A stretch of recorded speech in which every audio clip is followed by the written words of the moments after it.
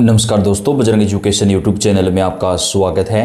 केंद्र एवं राज्य सरकार की कोई भी महत्वपूर्ण योजना आती है, प्रधानमंत्री आवास योजना की किस्तों से जुड़ी कोई भी अपडेट आती है, उसकी जानकारी हम आप तक चैनल पर सबसे पहले पहुंचाते हैं। तो आपका अपना चैनल है, आप सब्सक्राइब करके बेल आइकन को दबाएं, वीडियो को लाइक और शेयर कर दें। प्रधानमंत्री किसान सम्मान निधि योजना की पहली और तीसरी किस्त को लेकर आखिरकार बड़ी खुशखबरी आ चुकी है दोस्तों।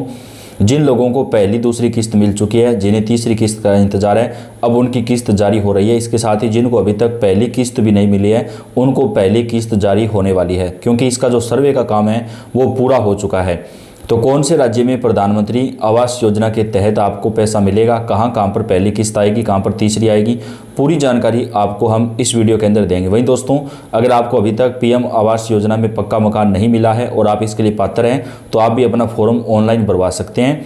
अब प्रधानमंत्री मोदी ने कहा है कि 2026 में हर पात्र परिवार को उनका पक्का मकान देंगे। आवास योजना का दायरा सरकार बढ़ा रही है।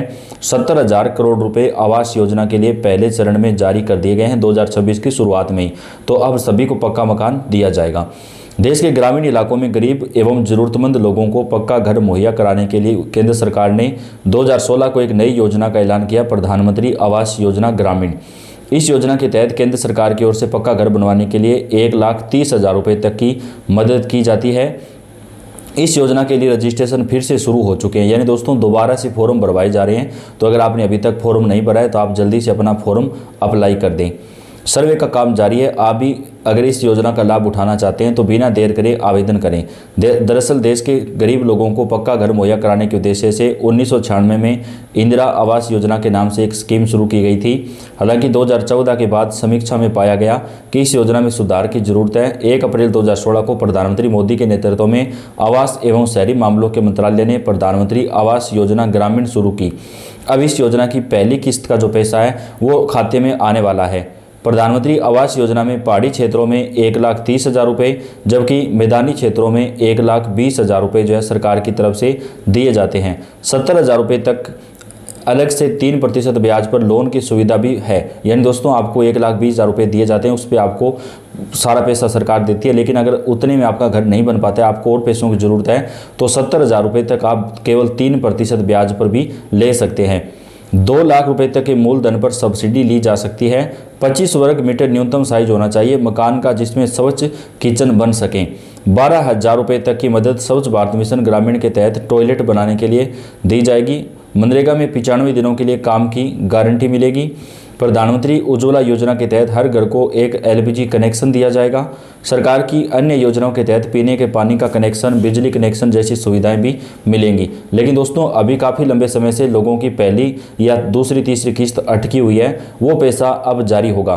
प्रधानमंत्री जी ने निर्णय जारी कर दिया है, आदेश जारी दे दिया है। तो अब आपके खाते में जो पैसा है रुका हुआ वो जारी होगा। और नए मकान बनाने के लिए रजिस्ट्रेशन भी शुरू हो चुका है। तो अगर आपने पहले फॉर्म नहीं भरा था तो आप अभी फॉर्म भरवा सकते हैं। अगर आप इसके लिए पात्रता रखते हैं तो आपको जो है सरकार की तरफ से पक्का मकान दिया जाएगा।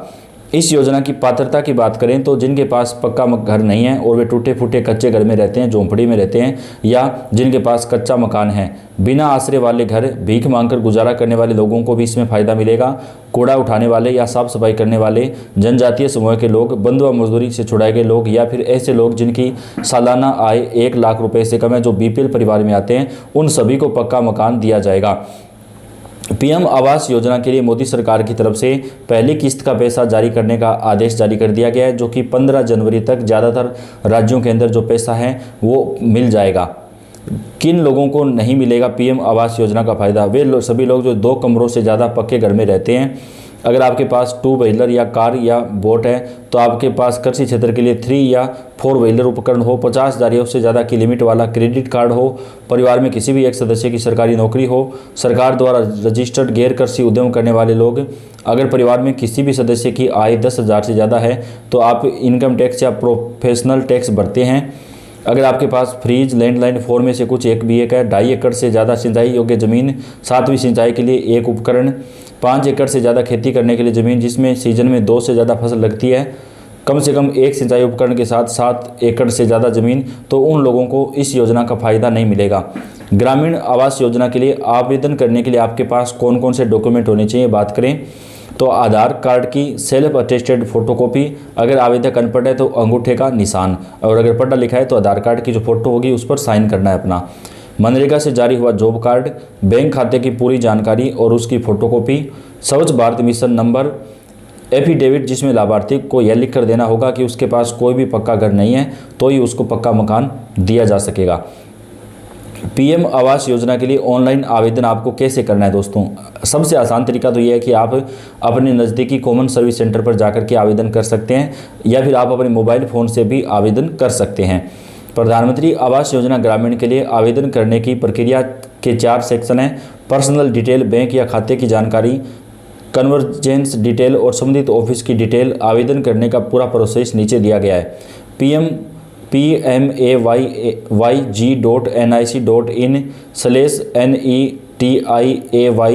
home/home/aspx पर जाएं, यानी आप इसके अधिकारिक वेबसाइट www.pmayg.nic.in पर जाकर के आवेदन कर सकते हैं।